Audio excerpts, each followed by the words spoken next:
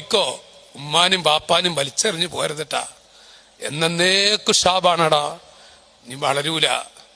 മാത്രം മക്കളെ കൊണ്ട് നീ അനുഭവിക്കും. നീ സൂക്ഷിക്കണം. അത് ഉമ്മാനെ വലിച്ചെറിയാതെ നിങ്ങൾ എവിടെയെങ്കിലും പോയിക്കോളി, എവിടെ പോയി താമസിച്ചോളി. ഉമ്മാനെ വലിച്ചെറിയത്, ഉപ്പാനെയും വലിച്ചെറിയത്. ഞാൻ അത്രേ നിങ്ങളോട് പറയുന്നുള്ളൂ.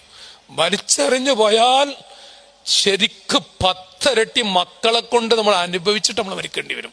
ഇത് കളിയൊന്നുമല്ല. ഇന്നല്ലാഹ ലയുഅജ്ജിലു. ദീൻ പഠിപ്പിക്കുന്ന ഒരാശയമുണ്ട്.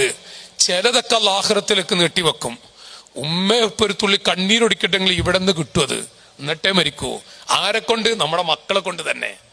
ഞാൻ എൻ്റെ ഉമ്മാനെ കരയിപ്പിച്ചിട്ടുണ്ടെങ്കിൽ എന്റെ മക്കളെ കൊണ്ട് 100 ഇരട്ടി കരയിപ്പിച്ചിട്ടേ എന്നെ മരിപ്പിക്കൂന്ന. അത് ചെറിയ വിഷയമൊന്നല്ല, അനുഭവിക്കും നമ്മള്. അള്ളാഹു കാക്കട്ടെ. നിങ്ങൾ ആമീൻ പൊന്തുന്നില്ല. ഇതിന്റെ ആമീൻ അള്ളാഹു കാക്കട്ടെ. ഞാൻ പറയുന്നതേ, ഈ ചെക്കൻ നോക്കി നിങ്ങള് കല്യാണം കഴിച്ചിട്ട് പെണ്ണെന്തോ പറഞ്ഞപ്പോഴേക്കും നേരെ വിട്ടൂന്ന്. മാറ്റടി, ഡ്രസ് എടുക്ക്, ബാഗ് എടുക്കുന്നവർ കൊണ്ടുപോയിന്ന് ഭാര്യ വീട്ടില്.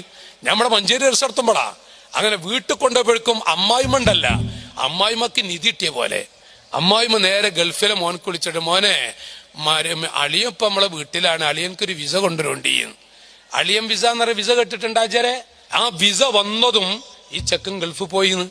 ഈ ചെറുപ്പക്കാരൻ ആ വിസ ഷെയ്ത്താൻ വിസ എന്ന് തമാശ പറഞ്ഞല്ല, ഇവൻ ഗൾഫിൽ പോയി.